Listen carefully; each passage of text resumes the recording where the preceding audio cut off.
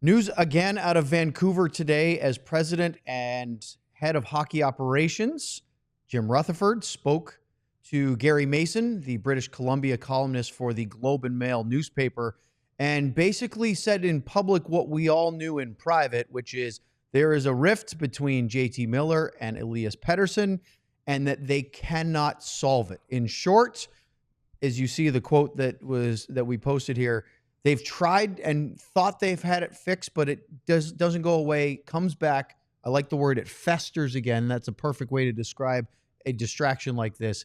Luds, we all knew this was happening, but to have the president of hockey operations come out and flat out say it and say there is no solution, we knew that one of them was probably going to get traded. Now we know for sure it's going to be that's going to happen. Yeah, it's nice that they finally came out, and yet you got to be living under a rock if you're in the hockey world to not know that this is out there. I just think Jimmy comes out, he likes to get out in front of everything, and as far as making moves, maybe this gets his phone ringing again, and say, okay, so is it just JT, or is it, what is it, EP40 or whatever the hell they call him? One of two Elias Petterssons on the Canucks. Yeah. So, I think that it's all about, we're open for business. You guys come with your best offers. We know everybody knows, but now we're on record saying there's a problem here, which sometimes you're like, well, then you got to kind of tell us what the problem is, because you're not just going to go into it blind and say, oh, yeah, well, I'll take this guy, and maybe he's the bad one of the bunch, whoever it may be. So is that the hidden agenda here is because Rutherford wouldn't just get out in front of it just to say, yes, it's a problem. There's a motive there. Is it because that maybe trade talks are stalling with other teams? Well, I think now you're basically saying they're both available. They're not coming out and saying it, but he's saying there's a problem that can't be solved, and we're not saying which one it is or who it is.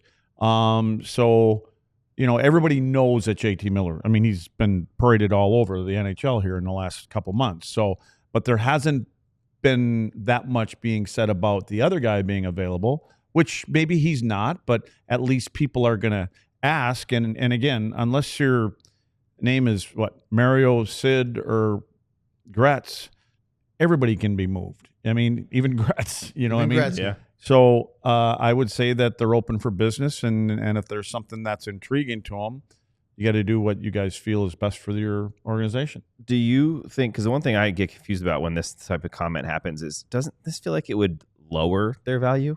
Because now it's an even bigger issue. It just doesn't feel like, it feels like they are desperate about a little bit with how they're doing it. Which is why they're doing it. Yeah. So it may lower the value, but it may have already been lowered because the asks that they probably had. I heard a couple of national writers saying that Carolina, before they did the Rantanen deal, was in on Pettersson as a long-term talented young player they could have locked up for a long time. So if that didn't work out, if the JT Miller to the New York Rangers was going to happen and didn't work out, and other teams that maybe are looking at this may have backed off, and maybe the ask was just simply too high. So yes, this could very well lower the price. I think the price has already been lowered. Yeah. The thing with JT Miller, obviously good player and all that kind of stuff, it's got to be the length of the contract and the age of it at the end. As far as Pettersson goes, I think he's just a moody kid. I know he cares, obviously, but when things don't go his way, he doesn't know how to hide it.